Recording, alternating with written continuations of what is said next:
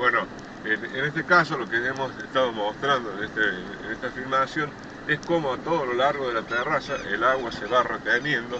se va frenando con el pequeño bordo de más o menos aproximadamente 20-25 centímetros de alto y aproximadamente 18-20 metros de ancho. Entonces todo el agua penetra en el perfil del suelo, no provoca canalículos, ni cárcavas, ni erosión,